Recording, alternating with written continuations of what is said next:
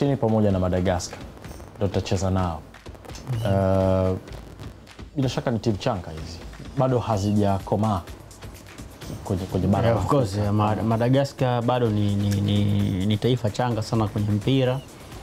The same pia kwa Eswatini. Nadhani unaona hata ligi zao tu kwanza ni ligi ambazo ni non-ranking league, lakini bado ukiangalia kwa maana ya mashindano ya Afrika lakini pia ukitazama hata ushindani wao bado sio mataifa ambayo yamekuwa hata na ile nguvu ya kushindana kwenye level ya ndani. Shida unajua ni kwamba kwa wenzetu wakianzaga kupiga hatua huwa wanatoka kwa haraka sana, tofauti na sisi ambao mara nyingi unakuta kuna wakati tunataka turudi nyuma, kuna wakati tunataka tuende mbele, kuna wakati tunataka turudi nyuma, kuna wakati tunataka tuende mbele. Lakini kwa wenzetu wakianza kuweka ile kusimamia misingi ambao wanakuwa nayo mara nyingi au malengo ambao wanakuwa nayo inakuwa ni haraka, lakini currently tunaweza kushinda nao vizuri. Shida tu ni kwamba kwenye mpira wa Afrika siku hizi, yani taifa unaweza kaliona lidogo, ni taifa dogo kwenye mpira, lakini likakushangaza uwanjani. Kama unakumbuka hata wakati Gambia anafuzu kwenye mashindano ya AFCON, watu wote walimuona kama Gambia anaingia kama underdog kwenye mashindano.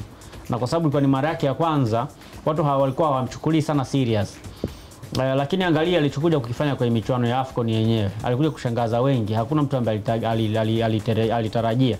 Kwa hiyo inawezekana tunaliona ni kweli, of course ni mataifa changa, lakini yanaweza yakaja kutushangaza kwa kuwa na wachezaji wengi ambao wanatoka kwenye mataifa tofauti pia nje ya bara la Afrika kwenye hizo ligi ndogo ndogo, kwa sababu hata wakati ule Gambia inakuja hakuna mtu ambaye tarajia kana wachezaji wao wengi utakuta anacheza Rio Ave ya Ureno kule kwenye timu ndogo ndogo za madaraja ya chini, na mwisho wa siku alikuja kuonesha ushindani mkubwa sana. Kwa hiyo ni mataifa madogo kweli ndio, lakini kwa sababu tumealikwa kwenye michuano tunapaswa kwenda kushindana kweli, kwenda kuonesha ushindani bila kujali kwamba tunakutana na mataifa gani. Yani yule ambaye tutakutana naye ambaye atakuwa ni mnyonge dhidi yetu inabidi tumgaragaze vizuri kweli, na yule ambaye tutakuwa labda tuna uwezo wa kutosha ambaye ana quality kidogo inalingana ya kwetu, basi pia tuoneshe ushindani, kwa sababu ukiangalia kanda ya Kosafa ni miongoni mwa zile kanda ngumu ambazo zina mataifa mengi ambayo ni bora yenye ushindani mkubwa barani Afrika. Manake ukiondoa ukanda wa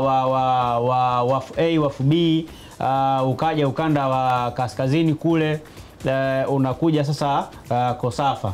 Kwa hiyo unakuta huku kwetu Sekafa kidogo ndo sisi ambao tunaanza kuja taratibu tunakuja, lakini ukiangalia WAF A, WAF B na Kosafa wenyewe ni miongoni mwa zile kanda ambazo zina nguvu kubwa sana.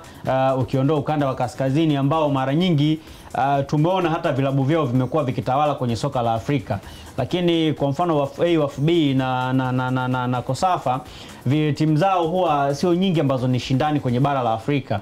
Utazungumza labda kwa mfano kwa upande wa WAF A na WAF B, siku hizi hawana hata timu ambayo ni tishio barani Afrika, ambao unasema labda hii ni timu ambayo ukiweka front inabeba, ina watu wanaweza wakashangaa. Labda ni Asec Mimosas peke yake ambaye pia na yeye ni mara moja unamuona akiingia, lakini timu zingine hizo sui Cotton Sports, sui Nyimba, sui nani, yani haziko kwenye ule ubora. Lakini kuja kwa mfano kwenye kanda hii ni